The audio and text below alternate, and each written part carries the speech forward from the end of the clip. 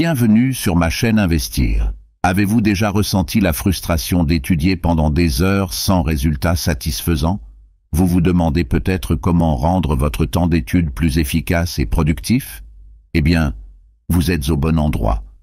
Dans cette vidéo, nous allons explorer en détail les précieux conseils du professeur Marty Lobdell, un expert en psychologie et enseignant chevronné, qui partage des stratégies novatrices pour étudier moins tout en apprenant davantage.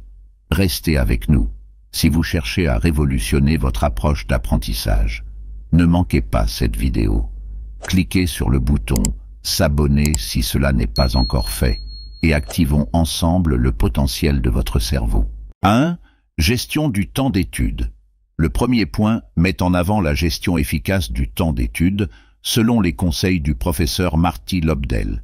Il préconise une approche qui privilégie la qualité plutôt que la quantité en limitant le temps d'étude à environ 25 minutes. Lobdell explique que le cerveau est le plus efficace dans les 20 à 30 premières minutes d'étude, après quoi la concentration diminue considérablement. Ainsi, il recommande l'adoption d'une méthode spécifique, 25 minutes d'étude suivies de 5 minutes de pause. Cette approche repose sur la reconnaissance du moment où la concentration commence à décliner. Lobdell encourage à noter le moment où l'on commence à se déconcentrer, généralement autour des 25 minutes, selon l'Université du Michigan. Les pauses régulières toutes les 25 minutes visent à prévenir la fatigue mentale, permettant au cerveau de maintenir son efficacité. Lobdell insiste sur le fait que cette méthode peut transformer un temps d'étude relativement court en une session productive et sans perte de concentration. En adoptant cette stratégie, les étudiants peuvent maximiser leur temps d'étude, éviter la fatigue et maintenir un niveau élevé d'efficacité. Cela souligne l'importance de comprendre les cycles naturels de concentration du cerveau et d'ajuster sa méthode d'étude en conséquence pour une assimilation optimale des connaissances. 2. Environnement d'étude dédié. Le deuxième point met en avant l'importance d'un environnement d'étude dédié. Marty Lobdell suggère d'éviter d'étudier dans la chambre afin de ne pas altérer les signaux de concentration. L'utilisation d'une lampe d'étude est préconisée pour créer une atmosphère propice à la concentration, même dans un espace partagé comme une chambre. Il recommande également la mise en place d'un espace d'étude dédié, idéalement un bureau calme ou une pièce séparée, pour conditionner le cerveau à se concentrer dès qu'il entre dans cet environnement.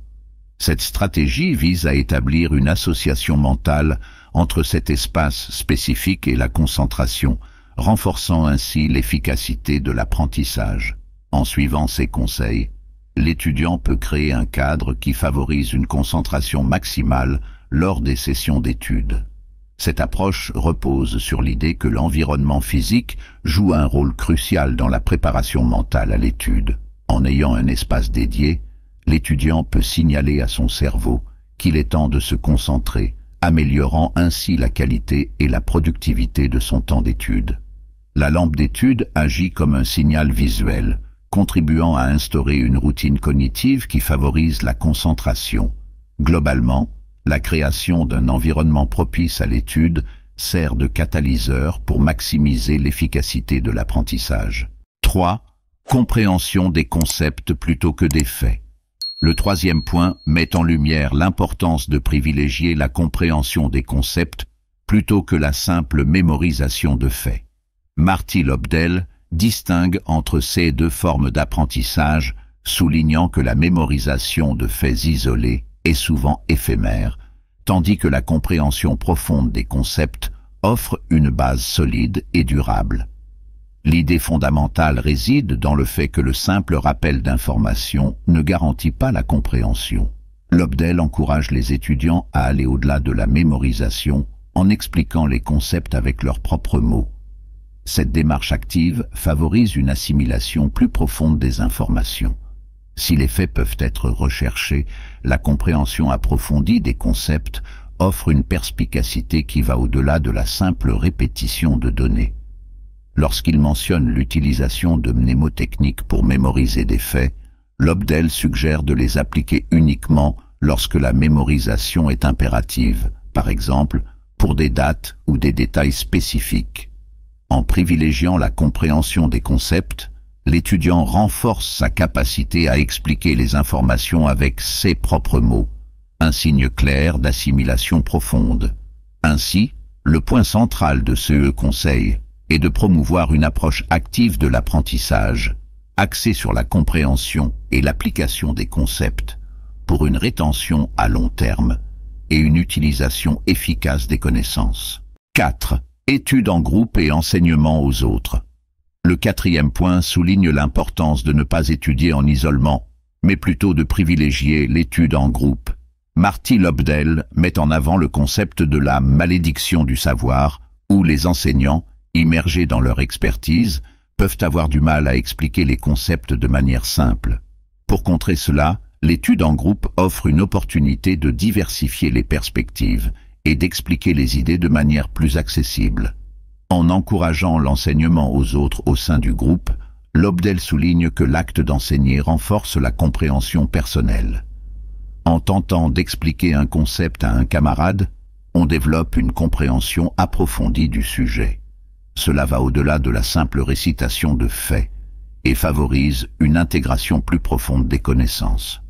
De plus, l'étude en groupe offre la possibilité de recevoir des explications de différentes perspectives, clarifiant ainsi les concepts complexes.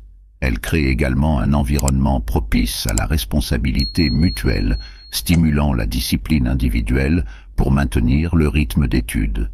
En fin de compte, ce conseil encourage une approche collaborative de l'apprentissage, où les membres du groupe peuvent tirer parti des forces de chacun pour comprendre les concepts de manière exhaustive. Cela va au-delà de la simple accumulation d'informations pour favoriser une compréhension profonde et une maîtrise des sujets étudiés. 5. Méthodes actives d'apprentissage. Le 5e point met l'accent sur l'adoption de méthodes actives d'apprentissage pour maximiser l'efficacité de l'étude.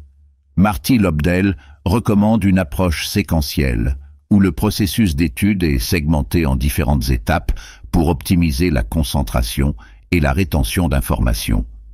La première étape consiste à parcourir le matériel, en se concentrant sur les images, les titres et les paragraphes, pour obtenir une première reconnaissance des sujets étudiés.